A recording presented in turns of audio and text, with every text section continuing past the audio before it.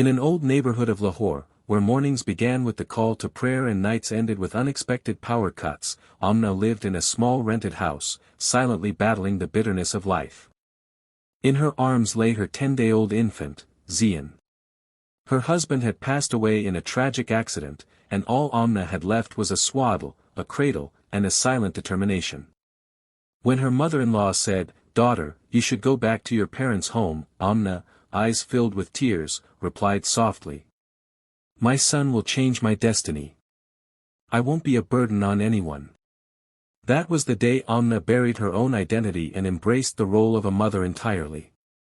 Amna stitched clothes for neighborhood women during the day and quietly worked the sewing machine late at night. Zian would sometimes sleep beside her, and sometimes in her lap. She endured hunger to buy milk for her son and filled her own stomach with nothing but water. Once, while burning with fever, a neighbor suggested, "Don't work today, take some rest." Amna smiled faintly, "My rest won't secure my son's future." When Zian turned 5 and was ready for school, Amna sold her only pair of earrings to buy him a new uniform. Hiding her tears, she would say, "This is Zian's identity now, one day the world will know him, and through him, they'll know me." Zian was a brilliant child, always topping his class. But whenever he saw his mother tirelessly working, his heart would ache. One day, he asked, "Ami, why do you do all this just for me?" Amna cupped his face gently and whispered, "Son, the world doesn't know me, and maybe it never will. But if you shine through knowledge, they will remember the mother who raised you."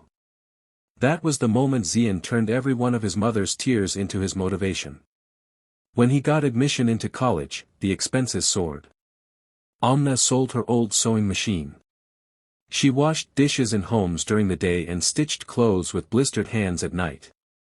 She often slept hungry but never let Zian know.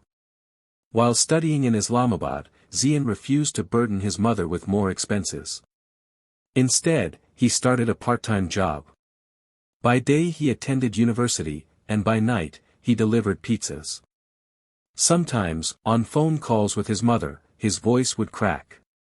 "Ami, don't you ever get tired?" Amna would laugh softly, "When a son is so close to success, a mother's fatigue feels like prayer." But fate had yet another test.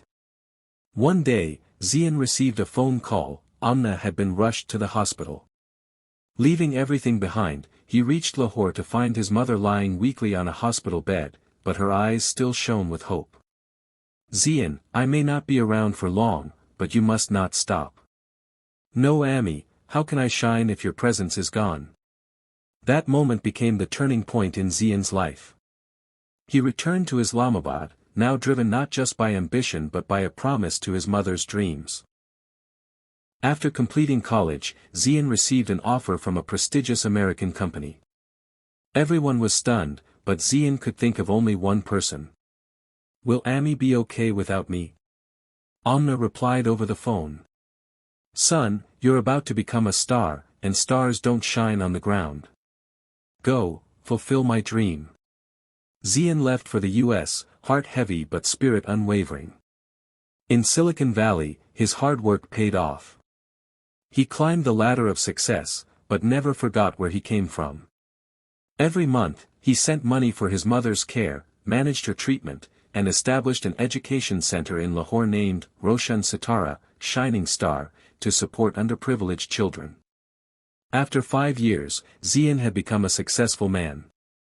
When he returned to Lahore, no one recognized him, except for one mother, standing at the door, trembling hands reaching to kiss her son's forehead.